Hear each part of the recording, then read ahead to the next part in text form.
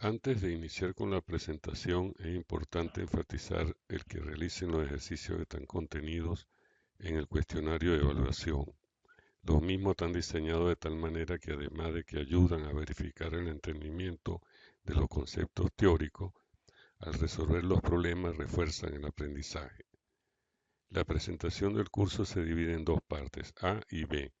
En la parte B se presentan las soluciones para las presiones transientes esperadas en un piloto de inyección tipo 5-spot.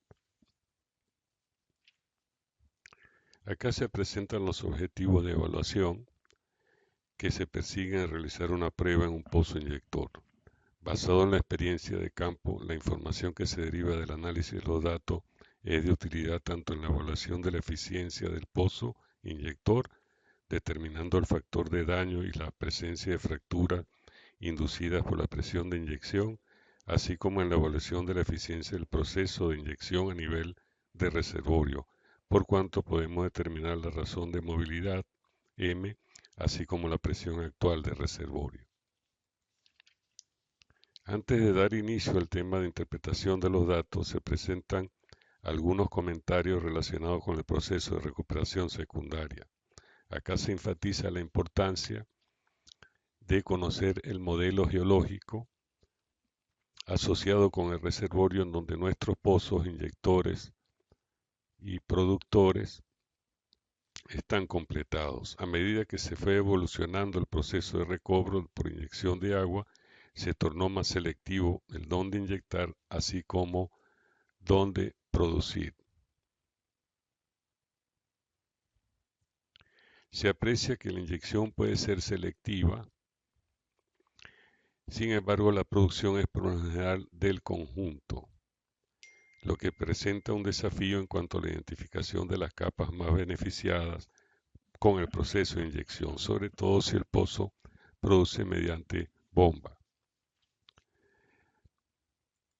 Acá se muestra cómo se fue identificando el número de capas a lo largo del desarrollo del campo. Este es un ejemplo de la literatura.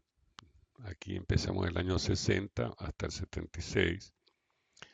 Inicialmente se consideraba una sola capa que definía el reservorio. A medida que transcurrió el tiempo o el desarrollo del campo, se pudo identificar que la zona estaba dividida en varias capas. Y lo más importante es que posiblemente cada capa es litológicamente diferente, es decir, no solo en espesor y porosidad y fase, sino también en su capacidad de flujo, parámetros importantes tanto para producir como para la admisión de agua.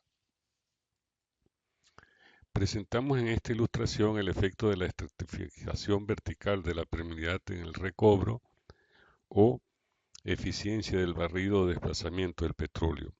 El caso ideal se basa en que el agua por gravedad tiende a ir al fondo de la zona que presenta una permeabilidad menor. De aquí la eficiencia en el barrido. El peor escenario muestra que el barrido de petróleo está limitado a la zona o espesor más permeable. Finalmente se muestra el efecto túnel. Cualitativamente podemos inferir que en el caso de el peor escenario, la irrupción de agua se presentará mucho antes que en los otros escenarios, por lo que quedará un volumen considerable de petróleo sin recuperar. Acá se ilustran los conceptos de zona barrida y zona por barrer. En el caso de inyección de polímeros y surfactantes se pueden formar distintos bancos, como apreciamos acá. La viscosidad en cada banco puede ser diferente y de aquí el valor de la movilidad asociada con cada uno de ellos. Un parámetro que se deriva del análisis de las pruebas de fall-off en el pozo inyector es la razón de movilidad entre bancos, principalmente entre el banco de agua y el banco de petróleo, como veremos más adelante. Bien, a partir de esta lámina presentaremos los conceptos y fundamentos básicos asociados con la interpretación de los datos de presión transiente. La movilidad se define como la relación entre la movilidad del agua, A, calculada a condiciones de saturación residual de petróleo, a la movilidad del petróleo calculada a condiciones de saturación residual del agua. El valor de la constante de movilidad se puede derivar del análisis de las pruebas así como del laboratorio. La condición ideal para un barrido eficiente en cuanto al valor de la movilidad es que la misma sea igual o menor que 1, asumiendo, claro está, una conformancia ideal en cuanto al barrido vertical y lateral.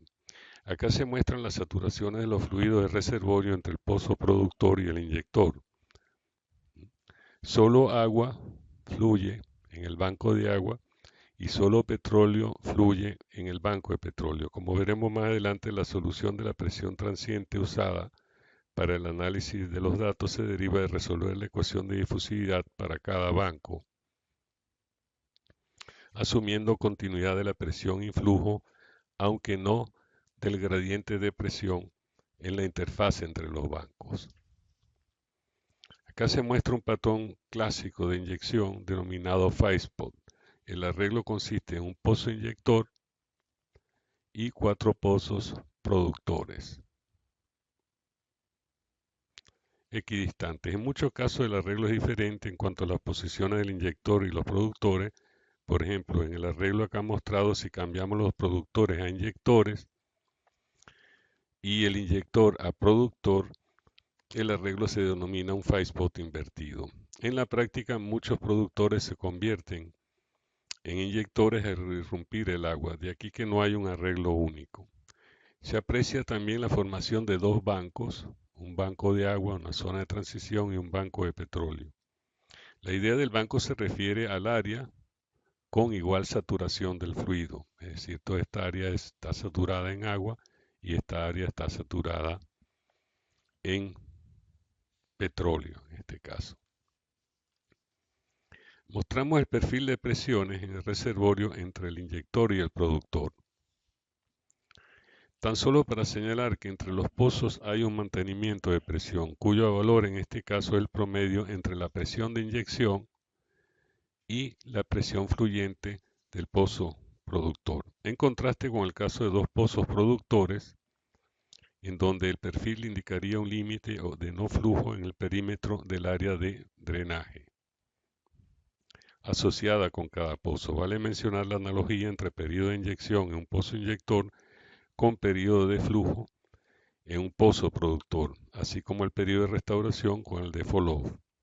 Por ejemplo, el querer determinar la presión media en el área entre el pozo inyector y los productores, como vemos acá, podemos usar la misma ecuación que usamos para determinar la presión media en el área de drenaje del pozo productor, diferenciando que en un caso el límite de presión constante y en el otro es volumétrico. Se presentan las consideraciones o premisas a cumplir para la aplicación del modelo de interpretación. Cada banco es homogéneo isotrópico, las propiedades, queriendo esto decir, las propiedades del fluido son constantes en cada banco y cambian de forma abrupta en el área de contacto de los bancos. La formación consiste de una sola arenisca de un espesor constante, fluido ligeramente compresible, flujo isotérmico y efectos gravitacionales despreciables. La solución o modelo se construye resolviendo la ecuación de difusividad para cada banco, banco de agua, banco de petróleo, en donde se asume continuidad de presión y flujo y la condición de que la movilidad multiplicada por el gradiente de presión en el agua es igual al gradiente de presión en el petróleo en el área de contacto. Las ecuaciones se muestran en forma dimensional, por lo que no se aprecia la constante de difusividad asociada con cada banco.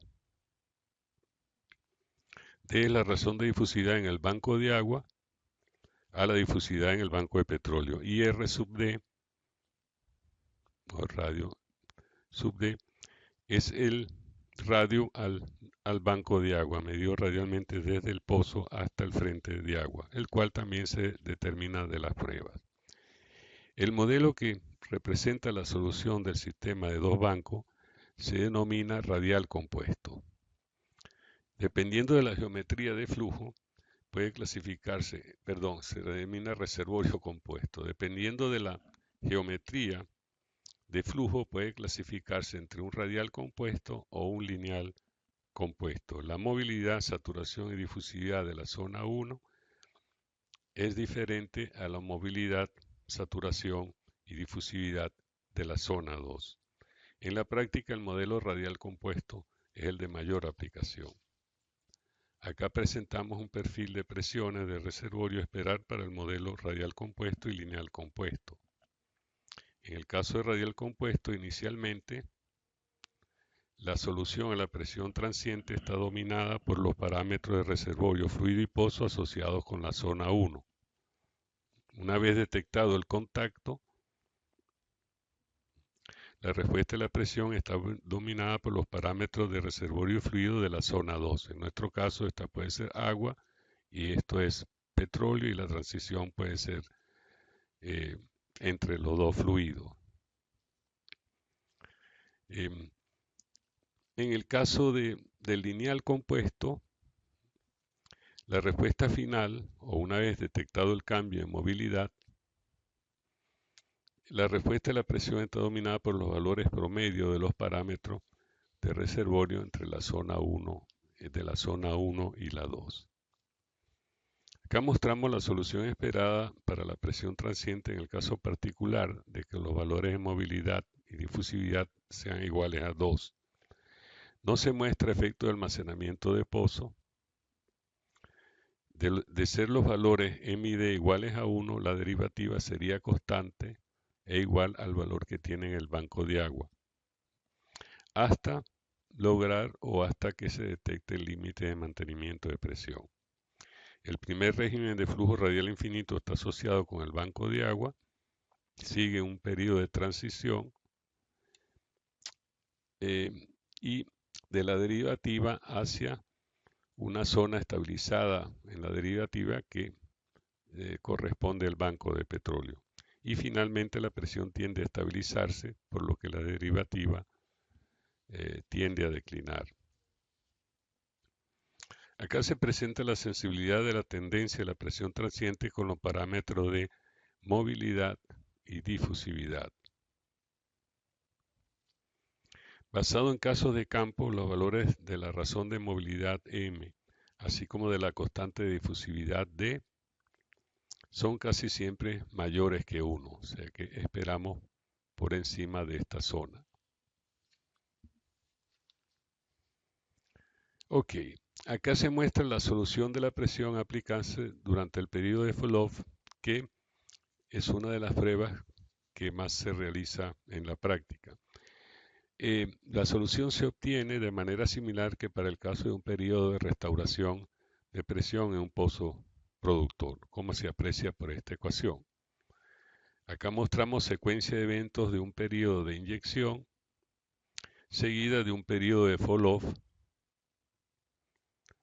en este caso de 48 horas y el de inyección de 240 horas. Acá se presenta la solución para la presión transiente esperada durante un periodo de fall-off de 24 horas de duración,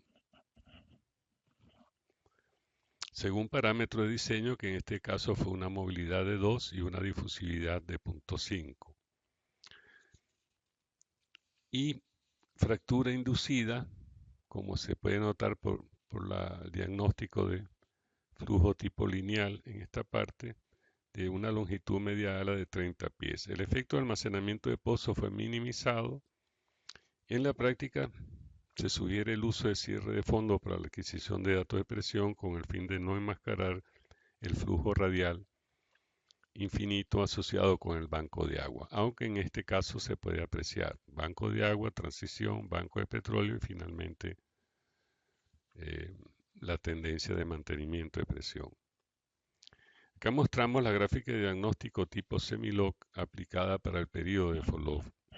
Así que, al igual que en el caso de un pozo productor, cuando se realiza un cierre, el diagnóstico de la gráfica tipo Horner o semi-logarítmico, la idea es tratar de determinar lo que se denomina la presión asterisco y de ahí calcular la presión media del área de drenaje.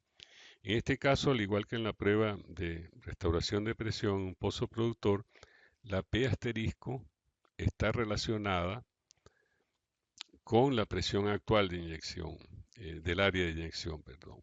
Sin embargo, para el caso del fall-off, la P asterisco es menor que la presión actual del área de inyección. Por ejemplo, en este caso el valor de la P asterisco es 4.921 pSI y el valor de la presión es de 5.000, del área de inyección es de 5.000 pSI, por lo que observan acá. Con el fin de ilustrar el proceso de interpretación, presentamos acá un ejemplo, el cual está inspirado en caso de campo. Se inyectó agua durante un periodo de 300 horas a un caudal de inyección de 500 barriles por día.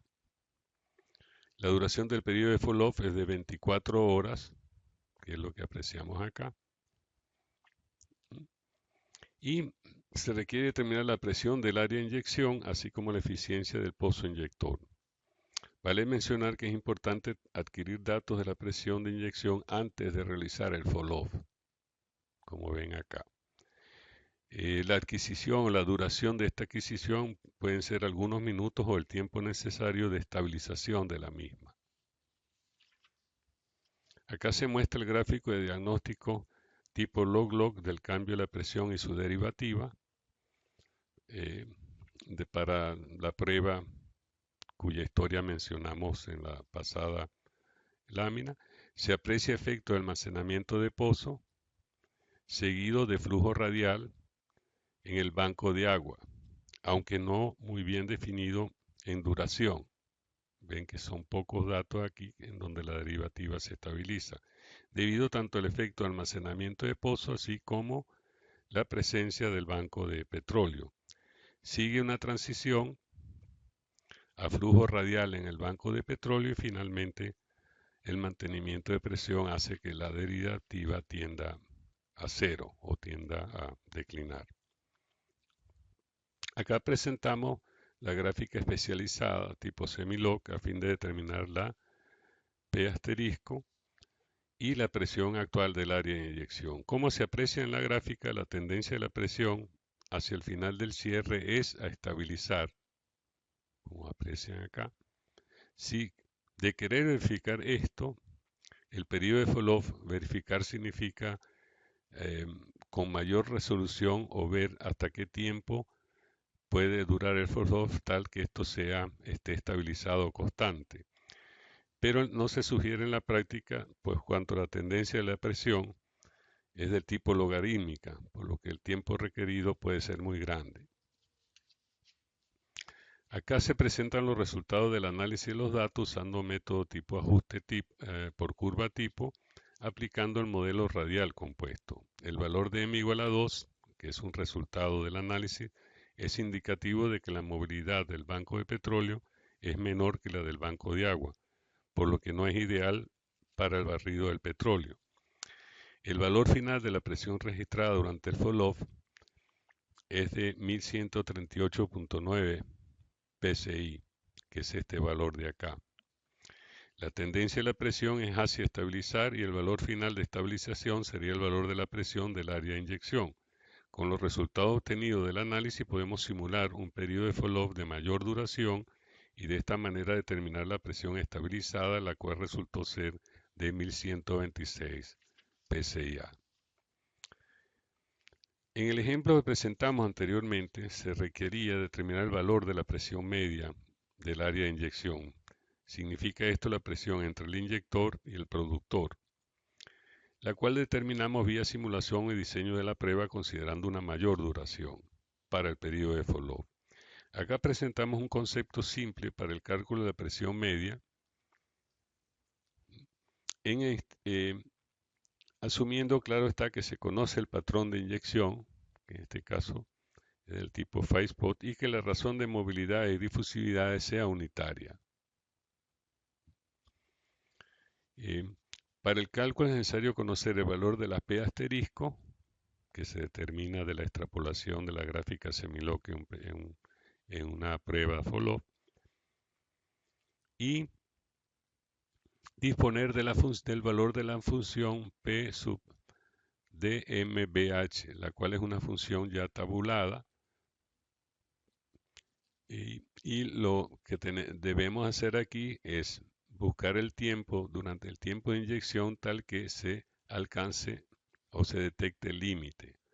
Una vez que se calcula este tiempo dimensional, se entra y se encuentra el valor de esta presión. Y finalmente la presión media viene dada por esta expresión de acá. Bien, acá se presenta una secuencia de eventos en el pozo inyector que consiste en un periodo de inyección de 300 horas y un periodo de follow-up de 100 horas. Entonces queremos determinar la presión media en este patrón de inyección y este sería eh, la historia de la prueba. Aplicando la gráfica de diagnóstico, vemos que la idea es ver la aplicación de las ecuaciones anteriores. Una vez calculado el tiempo dimensional, que es de 3.37, se entra en la gráfica de la presión adimensional y se calcula su valor, que es de 3.1, y de esta manera, conociendo la P asterisco, que es de 833.8, que se obtiene de extrapolar la línea recta semilogarítmica en la gráfica de follow, esto se le suma esta cantidad de acá con un resultado de 1078 pSI, que sería la presión actual del área de inyección. Bien, acá se presenta la secuencia de eventos asociados con una prueba tipo Step Rate Test. Incluimos esto por cuanto en muchas veces el pozo inyector se le aplica esta prueba a fin de determinar la presión de fractura. La prueba consiste en registrar las presiones de fondo durante el periodo de inyección, el cual consiste en ir incrementando el caudal de inyección a periodos de tiempo iguales para cada caudal diferente de inyección, hasta el rompimiento de la roca, posiblemente sea por acá, y pasado el mismo. La duración del periodo de inyección, como dijimos, debe ser el mismo para cualquier periodo de inyección. En este caso, 1 hora, pero puede ser menos. Acá se muestra el resultado de forma gráfica de la presión de inyección versus el caudal de inyección. Durante el periodo de inyección, los datos de presión presentan la tendencia dada por la solución de flujo radial infinito de la ecuación de difusividad, pero considerando el tiempo delta t constante, que en este caso es igual a 1 hora, para todos los periodos de inyección. En la zona de fractura, los datos de presión presentan la tendencia de la solución para el caso de un pozo con una fractura hidráulica de conductividad infinita. En la práctica son muchos los casos en donde los puntos de presión no presentan tendencia lineal, en particular luego de rompimiento de la roca. El objetivo final es la determinación de la presión de fractura de la capa, que en este caso es cerca de 4.820 psi. Bien, se recomienda ver la presentación B, en la que se complementa el aprendizaje usando el resultado de simulación de la presión transiente a esperar durante una prueba follow-up en un inyector que integra un patrón muy similar al FISPOT.